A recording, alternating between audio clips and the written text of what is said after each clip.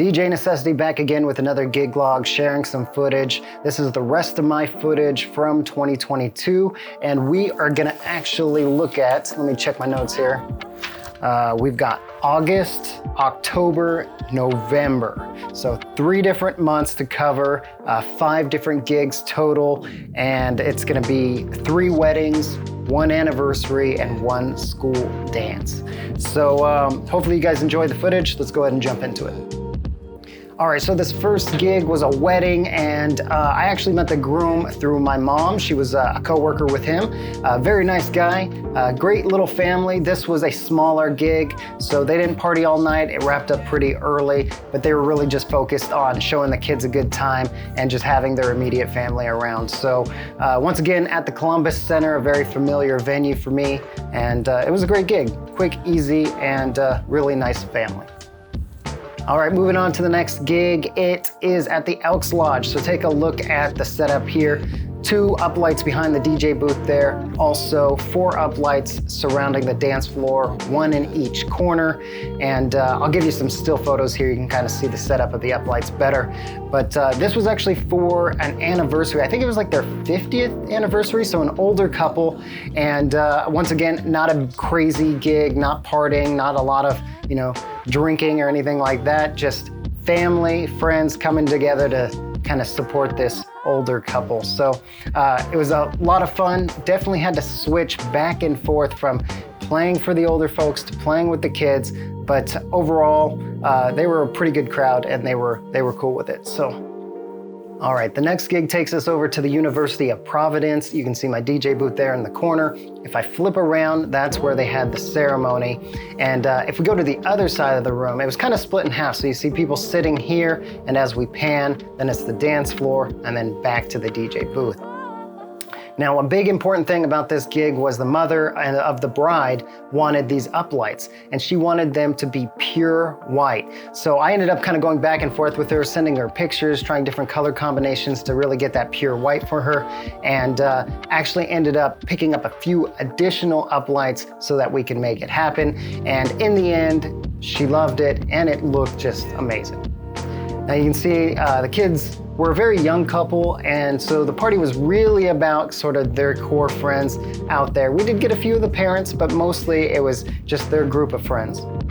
Now there was part of the family that was Hutterite or Amish, so we had to keep it super clean and family friendly. But again, young couple, great group, and we had a lot of fun. And first time in this venue, which was pretty nice. All right, the next gig was for CMR High School, another school dance, and I had 4 tops, 2 subs, of course the DJ booth, and a bunch of lighting. It looked really great, and this was a pretty typical dance, lots of line dancing, lots of the girls kind of swarming the dance floor and taking over. There were a few dance battles throughout the night, so that was fun to watch. And there was a lot of kids. Like you can see from these clips, it was almost like wall to wall at one point, like at the very peak.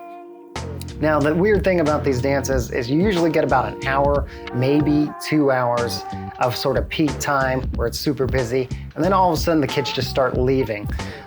So usually around that last hour, maybe it starts to slow down. So you'll kind of see on this next clip, crowds getting smaller and smaller. But that's just typical stuff. But overall, it was a very fun night. It looked great, sounded great, and kids were awesome.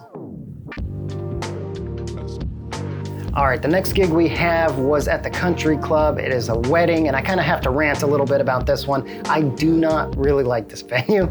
The staff was super difficult and rude. They never leave you a place to really set up. The dance floor was covered with all the chairs for the ceremony because there was bad weather, and they just didn't leave me a spot to even set my stuff up. So I had to fight for this corner area. And the reason I chose this is you see that beam on the ceiling there, it blocks a lot of sound. So if I set up on the other side of the room, it kind of hits that thing, and then the people don't really hear what's going on for toasts and anything during the dinner. So it's just a challenging room, and the staff wasn't very friendly. So now with that rant over, the couple was awesome, the crowd was awesome, we had a blast, but it was just a frustrating start. I also got to meet a videographer at this one, Dylan. He was very cool as well. We kind of bonded, talked a little bit about video stuff. So it's always nice to kind of connect with other professionals, you know. So that's the last gig of the season. Already have an entire year's worth of footage for 2023 that I have to share with you guys and just haven't got around to. But hopefully I'll get around to that soon. But hopefully you like that footage. And of course, I'm just gonna keep grinding away, DJing. We've got lots of gigs already booked out for 2024. And I'll just keep sharing that material for future clients and anybody that's interested. So thanks for watching.